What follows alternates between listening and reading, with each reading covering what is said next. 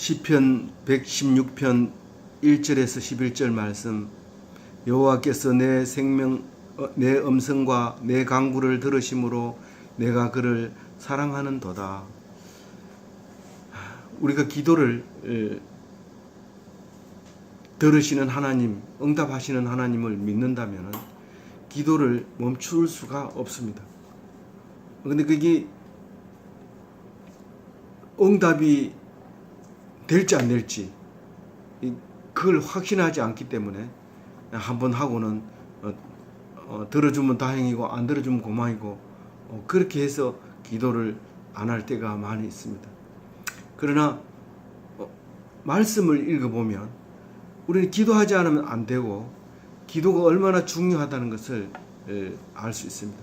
오늘 시편 116편은 무명의 시지만 이 기도를 왜 해야 되는지 그 이유에 대해서 노래를 하고 있습니다. 116편 1절 평생토록 기도하는 이유를 5가지로 얘기를 하고 있는데 분명하고 똑 부러지는 이유가 아니라 우리의 마음속에 하고 싶은 마음이 부릴 듯 일어나도록 하는 이유입니다. 하나님이 내 음성을 들으신다는 겁니다. 그리고 내 간구함을 들으신다는 겁니다. 그리고 내가 사랑하는 하나님이라고 하는 겁니다. 만약에 사랑하는 사람이 내가 하는 말을 듣지도 않고 내가 애원해도 거들떠 보지 않는다면 그 사람을 사랑한다는 것은 이상한 사람일 겁니다. 그러나 우리가 하나님을 사랑한다고 할 때 하나님이 내 음성을 들으시고 내 간구를 들으신다는 사실 때문에 사랑한다는 사실을 알게 됩니다. 그래서 나는 하나님을 사랑합니다. 그러면서 기도 안 하면 그것은 사랑하는 게 아니죠. 우리가 사랑하는 사람을 만나면 음성을 듣기 위해서 전화를 하고 또 내가 내 말을 들어주니까 또 말하고 그렇게 하잖아요. 그래서 보고 있는데도 또 보고 싶고 그런 게 사랑이잖아요. 근데 기도를 안 하는 거 보면 예수 믿는다는 게 그건 아니죠. 예수 믿는 거라면 기도를 해야 되는 거죠. 2절은 내게 귀를 기울이시는 하나님. 마치 내가 무슨 말을 하자마자 기다렸다는 듯이 응답하시는 그 하나님, 귀를 기울이시는 하나님. 그러니까 평생토록 기도하겠습니다. 평생토록. 이거 말은 내가 평생토록 기도한다 해놓고 기도 안 했네. 이거 하나님한테 죄 짓는 거네. 이제 그렇게 얘기할지 모르지만 사실은 그런 게 아니라 하나님과 대화하고 있는 건데 하나님이 내가 기도 안 하면 삐지고 뭐 이런 거 아닙니다. 내가 말씀을 드리면 하나님은 응답하시고 내가 말씀을 드리면 응답하시고 마치 숨을 들이쉬고 내뱉는 것처럼 호흡처럼 우리에게 있는 겁니다. 다른 말로 얘기해서 호흡을 하지 않으면 죽은 겁니다. 살아난 것처럼 보이지만 호흡 안 하면 그건 죽은 거예요. 근데 그 살아있다고 생각하는 오해를 하는데 절대로 호흡을 안 하면 죽은 겁니다. 내가 영이 왜 죽어? 기도 안 하는 것은 죽은 거야 라고 확실하고 분명하게 얘기할 수 있어야 되는 것이죠. 그런데 이 시편 기자는 3절에서부터 8절까지 그 환난 날에 간구했더니 그 음성을 들어주는 내 음성을 듣고 계셨던 하나님을 경험을 이야기하면서 노래를 하게 됩니다. 이것은 우리가 경험 안 해도 됩니다. 경험하신 분이 이 시를 썼기 때문에 우리는 이 말씀대로 살아가면 됩니다. 이 매뉴얼이 없어도 전자제품을 사서 매뉴얼이 없어도 충분히 씁니다. 근데 매뉴얼이 없이 쓰면 굉장히 늦게 알게 되고요. 심지어는 차의 기능도 필요한 것만 쓰죠. 필요 없는 걸 알려고 하면 머리 아파서 안 됩니다. 그런데 6년이 돼서 폐차하려고 딱 보니까 그게 그런 기능이 들어있었다는 것을 알게 될 때 참 안타깝고 그렇게 해서 차값이 비쌌는데도 불구하고 그 혜택을 누리지 못하고 있었다는 것을 좀 안타까울 때가 있습니다. 마찬가지로 우리 인생이 다 끝날 때쯤 돼서 그게 성령이 있었다는 사실을 알면 얼마나 어리석은 짓을 한 거에 대해서 부끄러운지를 모릅니다. 그리고 오늘 3절에서부터 8절 말씀은 이 시편 기자가 내가 경험했는 하나님, 그걸 노래하고 있을 때 나는 이 사람이 되어서 그것을 경험을 해야 됩니다.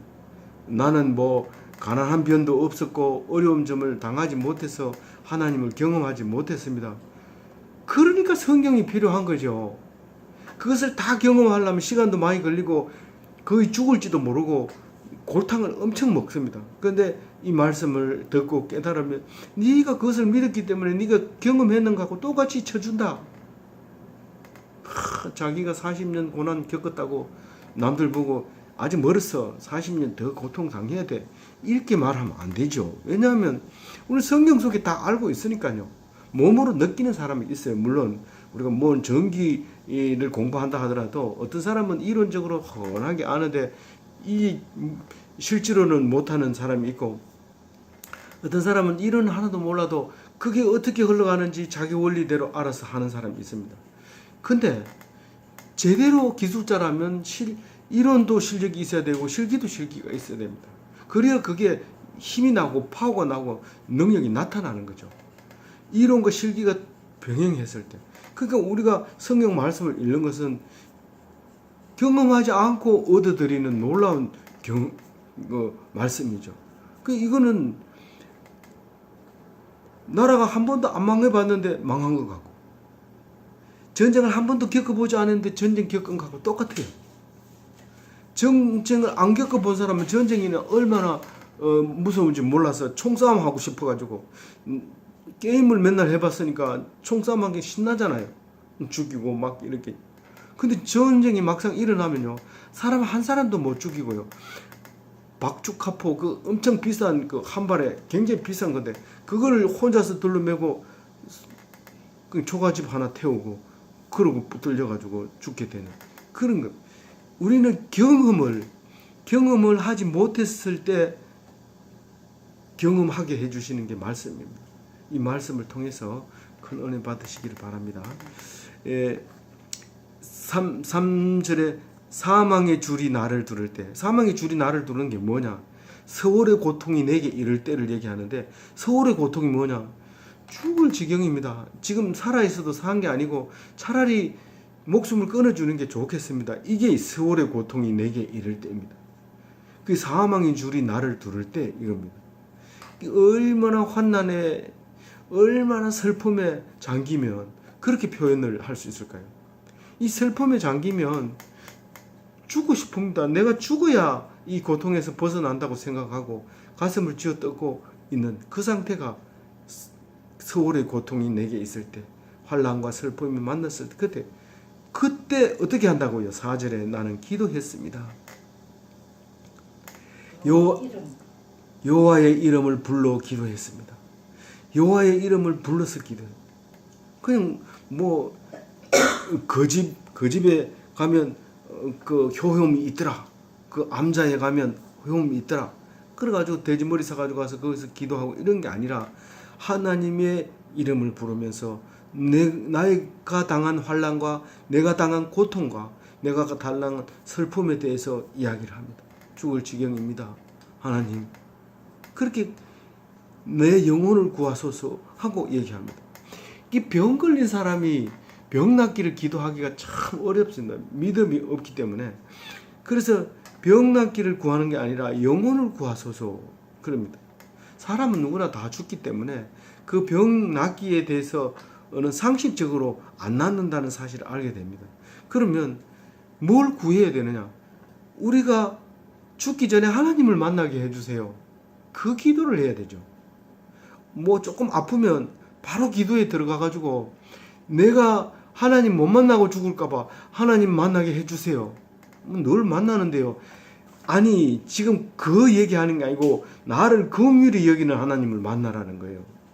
지금 내가 아침 배불리 먹고 기도하면 무슨 생각나요? 오늘 점심 때 더 맛있는 거 없을까? 이 생각 나잖아요. 근데 내가 고통 속에서 환난 속에서 만나서 하나님께 부르짖을 때 주시는 응답은 다른 거예요. 그래서 아프면 바로 기도를 해서 하나님께서 나에게 주시는 그 은혜를 먼저 구해야 되는데, 그 기도를 지금 드리고 있는 거예요. 그래서 영혼이 죽으면 다 죽는 거고, 영혼이 살아 있으면 목숨이 끊어져도 안 죽는다고 말해요. 그래서 네가 죽어도 살고 살아서 믿는 자는 영원히 죽지 아니하리라. 그 말은 예수님이 바로 그 영혼이라는 거예요. 우리의 영혼이 예수님이라는 거예요. 그러니까 영혼을 구하는 기도를 드리면 하나님은 그 영혼을 구하는 기도를 들어준다는 거예요, 안 들어준다는 거예요? 하나님은 긍휼하시기 때문에, 불쌍히 여기시는 분이기 때문에, 하나님은 은혜로우신 분이기 때문에, 하나님은 정의로우신 분이기 때문에, 우리 긍휼이 많으신 분이기 때문에 우리의 기도를 들어주십니다. 우리가 도도해지면 안 들어줄 수 있어요. 우리가 도도해지고 높아서 마음이 급해지고 막 서두르고 이렇게 하면 하나님이 안 들어줄 수 있어요. 왜냐하면 급하거든요. 지금 임기가 얼마 안 남았는데 급하게 서둘러야 된다 하면 그러면 안 들어줄 수 있어요. 근데 하나님은 고난 속에, 고통 속에서 기도하면 들어줄 수 있어요. 어려움 속에. 그게 이제 하나님은 하나님은 긍휼입니다. 하나님의 속성이 여러 가지가 있지만 하나님은 사랑이시다, 하나님은 긍휼이시다, 그렇게 말할 수 있는 거예요. 그러니까 불쌍히 여기는 것은 그 앞에 가서 불쌍한 모습을 보여야 되지, 도도한 모습을 보이면 긍휼을 베풀 수가 없잖아요. 하나님 어떻게 베풀어요? 지가 잘났다고 하는데 베풀 수가 없잖아요. 그러니까 하나님하고 단절이 되는 거죠. 6절에 하나님은 순진한 자를 지키신다, 그렇게 해놨습니다. 그 순진한 자를 지키는 하나님인데, 내가 어렸을 때 나를 구원하신다, 어려울 때 나를 구원하신다. 내가 어려울 때 나는 순진해진다는 겁니다. 내가 어렵지도 않는데 기도하면 안 들어주는 거예요. 진짜 어려울 때 기도하면 들어주시고, 이게 하나님은 잘 사는데 돈을 주는 그런 하나님이 아니라 죽어갈 때 하나님이 구원하시는 구원의 하나님이십니다. 그래서 내가 어려운 처지를 하나님께 기도하면 반드시 들어주는 이유가 거기에 있죠. 그래서 늘 그런 얘기합니다. 이제 서울대 들어가게 해주세요 하고 기도하는 건 잘 안 들어줍니다. 근데 오늘 일용할 양식을 주세요, 그럼 그 기도는 잘 들어줄 수 있다는 거죠. 그래서 우리는 기도를 불쌍히 여기는 뭘 받을 수 있는 기도를 드려야 된다. 그리고 순진해야 된다. 공부를 하면 당연히 서울대 들어가겠죠. 근데 공부를 또 안 하면서 좋은 영광을 받으려고 하면 그거는 순진한 자가 아니기 때문에 순진한 자를 지키시는 하나님이라는 걸 잊어버리면 안 되는 겁니다. 7절에 내 영혼아 평안하라 그럽니다.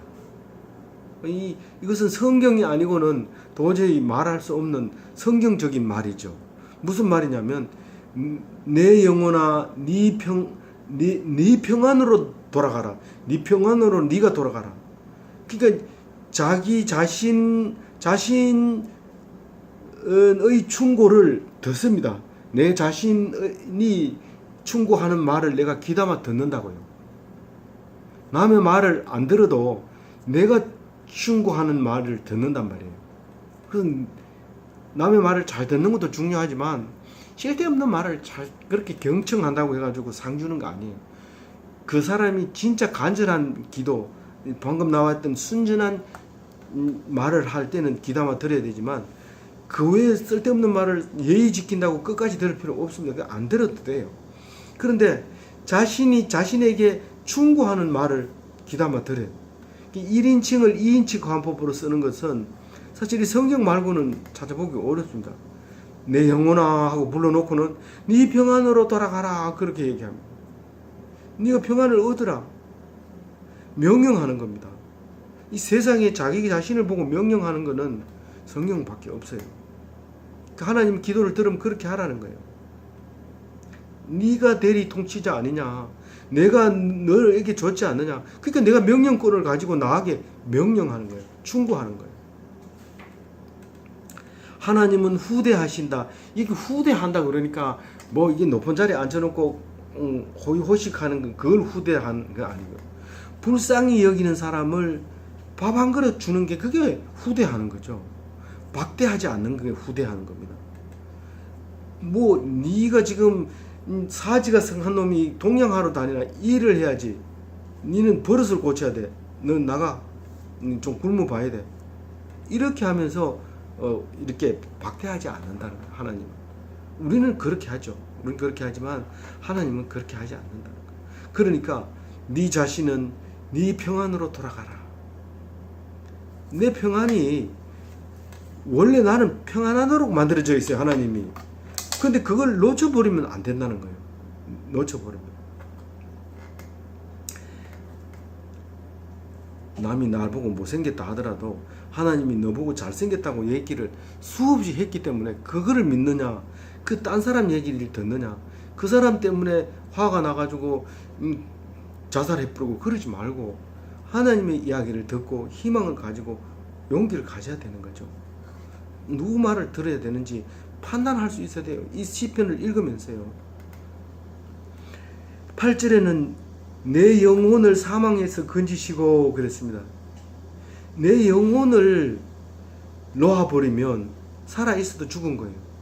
패닉 상태에 빠져서 아무 사리 분별을 못할 때 그건 죽은 거나 마찬가지예요. 살아있어도 죽은 거예요. 그래서 어떤 사형수는 그런 상태에 빠지면 이 물방울에 떨어지는데도 그거를 그 물방울에 맞아 죽는다는 거예요. 급에 질려 있어가지고 패닉 상태에 있어.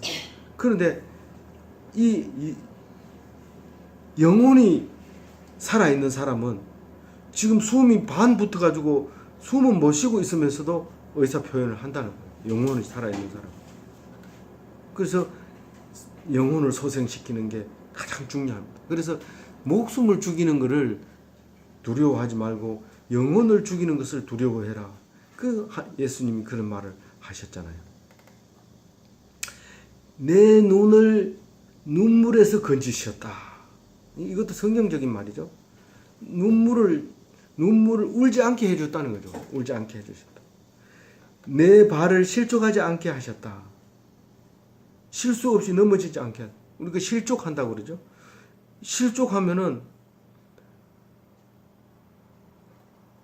뭔가를 하려고 하다가 실패하는 걸 얘기하는 겁니다.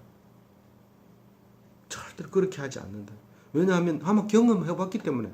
언제 경험이 있었어요? 성경에 다 나와 있잖아요. 미리 경험해본 사람. 그래서 이스라엘 백성들이 성경을 열심히 읽으니까 저 유대인들이 2000년 전의 땅을 그 경계선을 알고 그대로 찾아가지고 지금 살고 있잖아요.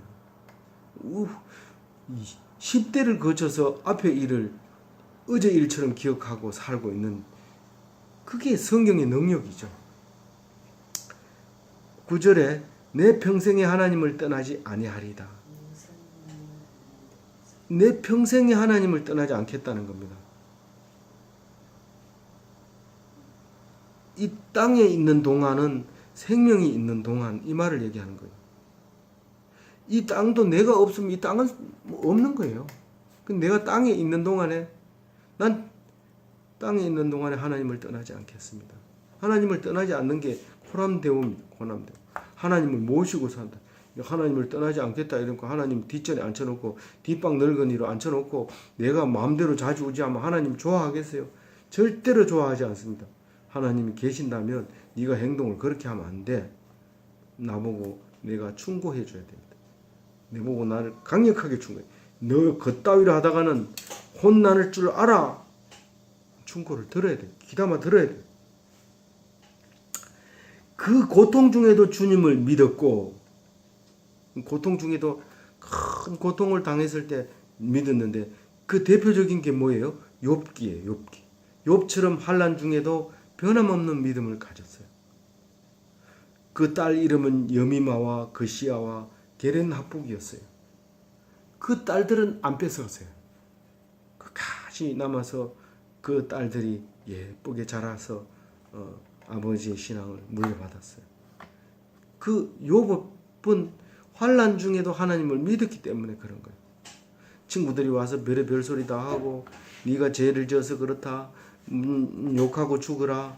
마누라부터 그렇게 얘기를 했어요. 그렇지만 욥은 끝까지 하나님이 뭘 믿고 견딤으로써 복을 받게 되는 사건이 욥기에 나와 있죠. 하나님이 사랑, 하나님이 함께 하시는 것을 믿으시기 바랍니다. 오늘 11절 말씀은 좀 어려운 게 번역이 되어 있어요. 내가 놀라서 이러기를 모든 사람이 거짓말쟁이라 하였도다. 도대체 이게 무슨 말인가 하면은 이 놀라다 이 말은 하파저라고 해가지고 개역 한글에는 경급 중에 이렇게 번역이 되어 있는데 이거를 개역 개정으로 놀라서 이렇게 고쳐놨습니다. 근데 이게 in my alarm 이런입니다. 영어로 비상상태 내가 지금 알람 상태, 그러니까 비상상태란 말이에요. 알람이라는 것은, 알람이라는 뜻은 자체가 어원이 무기를 잡아라 이런 뜻이에요. 알람이 이 벨이 울리면 무기를 잡아라.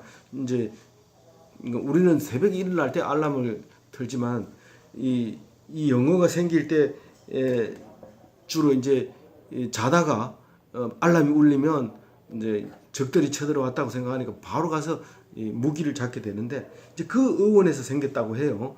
그러니까 my alarm, in my alarm 뭐예요? 내가 지금 긴급 상황에서 어떻게 한다고요? 모든 사람은 거짓말쟁이라 이 말은 뭐예요? 사람을 차가는 얘기예요. 아무리 급해도 사람을 안 믿는다 그런 말이에요. 지금 차가 떠나요. 내가 안 가면. 그래 급하게 뛰다 보면 횡단보도에서 죽는 수가 있어요. 근데 아무리 급해도 그 차가 없어도 다음 차 타겠지. 그 차가 떠나도 내일 아침에 갈 수 있겠지. 허둥대지 않는 거예요. 그 요한 웨슬레는 아무리 급해도 허둥대지 않는다. 요한 웨슬레 검언이 많습니다. 많은데 그 중에서 하나가 아무리 급해도 허둥대지 않는다 그런 말이 있습니다.